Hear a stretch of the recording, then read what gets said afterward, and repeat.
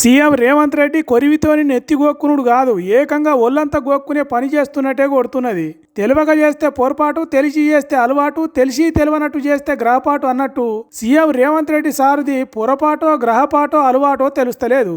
మరి లేకుంటేంది? సిద్దిపేట పబ్లిక్ గురించి ఏం తెలియనట్టు అంచనా చేస్తే ఎట్లా? వచ్చే ఎన్నికల్లో సిద్దిపేటలో కాంగ్రెస్ పార్టీ క్యాండిడేట్ ను ఎమ్మెల్యేగా గెలిపిస్తే మంత్రిని చేస్తాడట CM Revanth Reddy.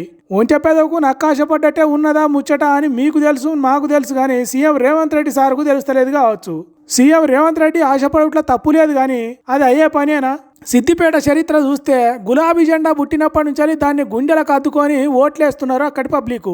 BRS party పుట్టిన కొత్తల కేసీఆర్ ను 60,000 మెజారిటీతో గెలిపించారు. తర్వాత ఉప ఎన్నికల 44,000 మెజారిటీ ఇచ్చిండ్రు. ఆ తర్వాత కేసీఆర్ రాజీనామా చేసుడుతోని హరీష్ రావు పోటీకి దిగిండు. అప్పుడు 25,000 మెజారిటీతో గెలిపించిండ్రు. 2008లో మళ్ళోసారి ఉప ఎన్నికలు వస్తే అప్పుడు కొద్దిగా 60,000 మెజార్టీ ఓట్లేసిండ్రు.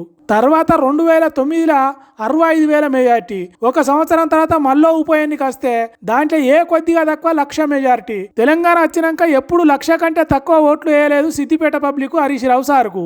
ఇక ఇప్పుడు ఎప్పుడు హరీష్ రావును ఓడించుడు సాధ్యమయ్యే పనేనా? అది జరగాలంటే సిద్దిపేటకు నిధుల వరద బారిచ్చి దేశంలో ఎక్కడ జరగని డెవలప్మెంట్ మొత్తం సిద్దిపేటలోనే చేయాలి.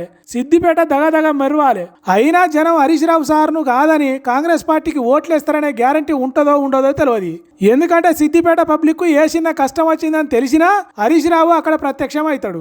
సిద్దిపేట జనం కన్నీళ్లు గారిస్తే తాను ఏడుస్తాడు. పేదోళ్లకు పెరుగన్నం తీరుగా కడుపు నింపుతాడు. సిద్దిపేటను కంటికి రెప్ప తీరుగా కాపాడుతాడు. అందుకే ఇప్పటికీ అక్కడి పబ్లిక్ సిద్దిపేట అంటే హరీష్ రావు, హరీష్ రావు అంటే సిద్దిపేట అన్నట్టు గెలిపించుకుంటూస్తున్నారు. సీఎం రేవంత్ రెడ్డి కాంగ్రెస్ ఎమ్మెల్యేని గెలిపిస్తే మంత్రిని చేస్తా అంటున్నాడు. కానీ సిద్దిపేట పబ్లిక్ చూడని మంత్రి పదవులు ఉన్నాయా? హరీష్ రావు సారు ఎన్నో మంత్రి పదవులు చేసిండు. సిద్దిపేటను అద్దం తీరుగా తయారు చేసిండు. ఇంకా రేవంత్ రెడ్డి సీఎం అయినాక సిద్దిపేటకు వచ్చిన డెవలప్మెంట్ పనులను కొడంగల్కు తీసుకుపోయిండు. తీరుగా చూసినా సిద్దిపేటలో కాంగ్రెస్ పార్టీ క్యాండిడేట్ గెలిచే ఛాన్స్ లేదు. మరి రేవంత్ రెడ్డి సారుగా ముచ్చట ఎందుకు అర్థమైతలేదో, అది పొరపాటో గ్రహపాటో అలవాటో తెలుస్తలేదని మాట్లాడుకుంటున్నారట తెలంగాణ పబ్లిక్. వామ్మో బాంబు బాంబు అనంటే ఎవలకు భయం కాదు చెప్పుర్రి. సుస్సుబడి చుట్టూ ఏమున్నది ఏమి లేదని చూడకుండా ఉరుకుడే ఉరుకుతాం. అగో అదే అయింది కొన్ని కోర్టులలో పరిస్థితి. మరి ఎవడో వాడు గాని కోర్టులను పగబట్టినట్టే బాంబులు పెట్టినాం, కొద్దిసేపట్ల పేలి తునాతునకలు కాబోతున్నాయి అన్నట్టు వరకు లాయర్లకు జడ్జీలకు చెమటలు పట్టి బయటికి పరుగులు పెట్టినరట. తర్వాత బాంబు స్కాడోలు వచ్చి చెకింగులు చేసిండ్రు. మచిలీపట్నంలో ఉన్న జిల్లా కోర్టు జడ్జికి ఎవడో నెత్తి మాసినోడు మెయిల్ పెట్టిండట. ఇంకేమున్నది బాంబు బాంబు అని బయటకు ఉరికొచ్చారు పబ్లిక్. తర్వాత పోలీసులు వచ్చి చెకింగ్ చేస్తే బాంబు లేదు, దీపాలి పటాసు కూడా లేదట. అచ్చం అట్లనే రాజన్న సిరిసిల్ల కోర్టులో ఉండే ఓ ఆఫీసర్ మెయిల్ కు బాంబు బాంబు అన్నట్టు మెసేజ్ పంపిర్రట.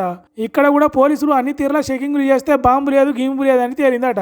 మరి మచిలీపట్నంలో బాంబు బెదిరింపు మెయిల్ పెట్టినోడు సిరిసిల్ల కోర్టుకు మెయిల్ పంపినోడు ఒక్కడేనో లేకుంటే వేరువేరో తెలియదు, కానీ వాడెవడో కోర్టులోనే పగబట్టిండు. మరి లాయర్లతోని జడ్జీలతోని ఏమన్నా పంచాది ఉన్నదో, లేకుంటే పెండ్ల మొగల పంచాదిలో తనకు శిక్ష పడేటట్టు తీర్పులు ఏమన్నా ఇచ్చినాయో ఆ కోర్టులోనే తెలియదు, కానీ న్యాయం చెప్పే కోర్టులోనే పగబట్టి బాంబులు బాంబులు అని బెదిరించాడు. ఇప్పుడు అంటే ఏమి లేదు కాబట్టి అంత ఉత్తముచ్చట అని అందరూ ఊకున్నారు, కానీ నిజంగానే బాంబులు పెట్టిన రోజున ఏం కాదని కోర్టులనే ఉంటే కుంపలు అంటుకునే కథ అవుతుందని మాట్లాడుకుంటున్నారట ఈ బాంబుల ముచ్చట తెలిసిన వాళ్ళు.